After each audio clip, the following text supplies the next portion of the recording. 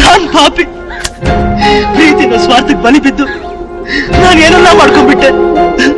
ಆ ತಂದೆಗೆ ಹುಟ್ಟಿದ ಮಗನ ನಾನು. ದೇವ್ರೆ ದೇವ್ರೆ, ನನ್ನಿಂದ ನನ್ನ ತಂಗಿರ್ ಬಾಳ ಹಾಳಾಯ್ತು. ನನ್ನ ತಂದೆ ಮರ್ಯಾದೆ ಹೋಯ್ತು. ಆ ದೇವಸ್ಥಾನದಲ್ಲಿ ಅಯ್ಯೋ ಅಯ್ಯೋ ಅಯ್ಯೋ, ಅವತ್ ನಾನು ಮಚ್ಚ ಹಿಡಿದೆ ಹೋಗಿದ್ದಿದ್ರೆ ಇಷ್ಟೊತ್ತು ನನ್ನ ತಿಥಿ ಆಗೋಗ್ತಿತ್ತು. ಅದು ನೋಡಕ್ ಕೂಡ ಇರ್ತಿರ್ಲಿಲ್ಲ. ಆದ್ರೆ ಇವತ್ತು ನನ್ ಮುಂದೆ ತಿಥಿ ಮಾಡ್ತಿದ್ದಾರೆ. ಅಯ್ಯೋ ಅಪ್ಪ ಅಪ್ಪ,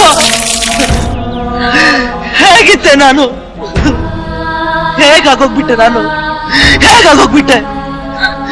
ಇಲ್ಲ ಇಲ್ಲ, ನನಗೆ ಜಗತ್ತಲ್ಲಿ ಬೇರೆ ಯಾರು ಇಲ್ಲ, ಯಾರು ಇಲ್ಲ.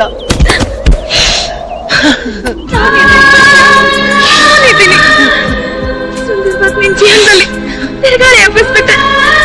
ಇದಕ್ಕೆಲ್ಲ ಕಾರಣ ನಾನೇ ಸತ್ಯ. ನೀನ್ ಬಿಟ್ರೆ ಬೇರೆ ಯಾರು ಇಲ್ಲ ಸತ್ಯ, ಬೇರೆ ಯಾರು ಇಲ್ಲ.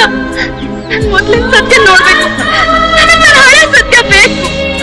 ಸತ್ಯ ನಿನ್ ಮೊದ್ಲಿನ ತರ ಆಗ್ಬೇಕು. ಈ ಕತ್ಲೆ ಜೀವನದಿಂದ ನೀನ್ ಹೊರಗ್ ಬರ್ಬೇಕು ಸತ್ಯ, ಹೊರಗ್ ಬರ್ಬೇಕು.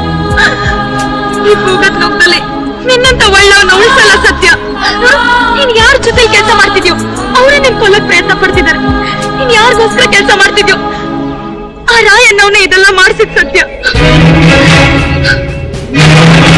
ಸತ್ಯ, ನೀನ್ ನೋಡಕ್ಕೆ ಹೋದಾಗ ಆ ದೀನ ಮತ್ತ ಅವ್ರ ಅಣ್ಣ ಆ ರಾಯ ಹತ್ರ ಮಾತಾಡ್ತಿದ್ದನ್ ಕೇಳಿಸ್ಕೊಂಡೆ. ಬೇಡ ಸತ್ಯ, ಬೇಡ. ಕೆಟ್ಟ ಜನರ ಸವಾಸ ನಮಗ್ ಬೇಡ. ನಾವೆಲ್ಲ ದೂರ ಹೋಗೋಣ, ಸುಖವಾಗಿ ಸಂಸಾರ ಮಾಡೋಣ, ಕಷ್ಟಪಟ್ಟು ದುಡಿಯೋಣ.